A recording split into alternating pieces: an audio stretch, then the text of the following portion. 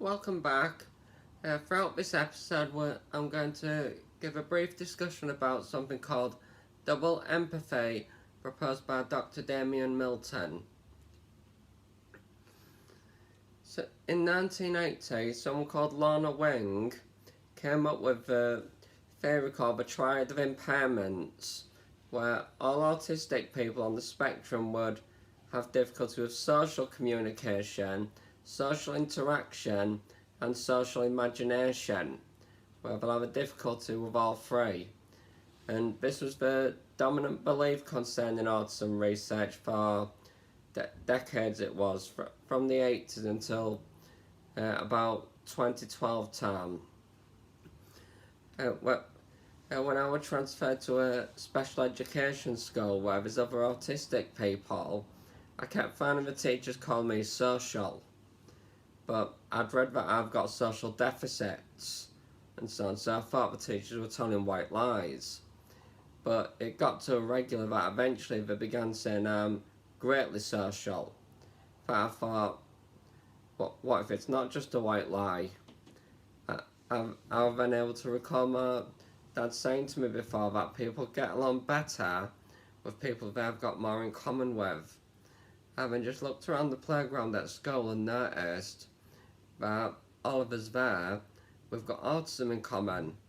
So I came round to the theory in 2004 that autistic people get along so easily well with other autistic people as I were, and non-autistic people with non-autistic people. But everything actually works in both directions. As at mainstream school, not only did I misunderstand others were misunderstanding me as well.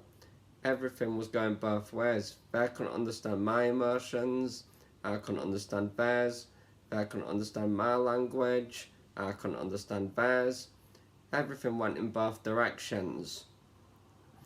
In 2012, a sociologist called Dr. Damian Milton, he proposed the same theory and called it the double empathy problem, where he claims that maybe autistic people possibly don't actually have social deficits, but it's more of a issue between mutuality in character and reciprocity, of actually being more mutual in character with each other.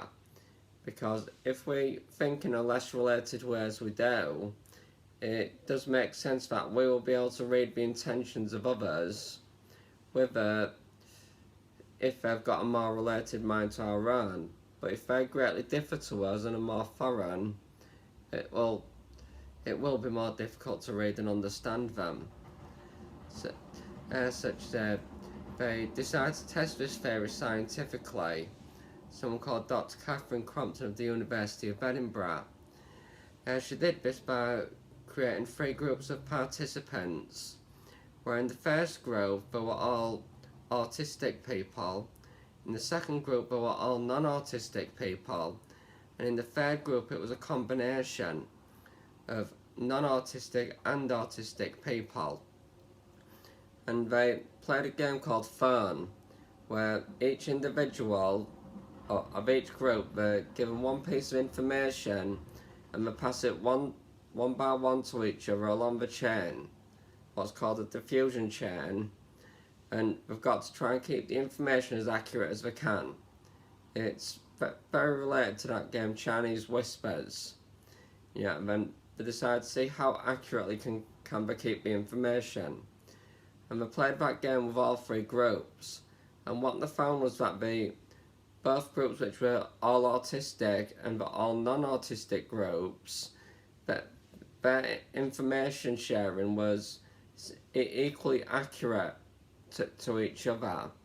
But the third group, the combination, their information sharing was significantly less accurate and more unclear, which does suggest that autistic and non-autistic people can communicate equally well, but it's the mismatches between those communication styles that cause the problems. Like where an autistic person doesn't start with small talk, but non-autistic people do. where an autistic person might ask you personal questions on the first meeting, but non-autistic people don't prefer that. Where autistic people are not so bothered about not receiving eye contact, but non-autistic people demand eye contact. All these differences in socialising, so it's not actually social deficits that they have, but it's just variation in how we communicate, variation in how we interact, and it's a matter of meeting in the middle, building that bridge is what we've got to do. If you found this interesting, there will be more on this on later episodes of Double Empathy, such as research and psychological studies which have been conducted. If you're interested in learning more, please subscribe to my channel, and thank you for listening.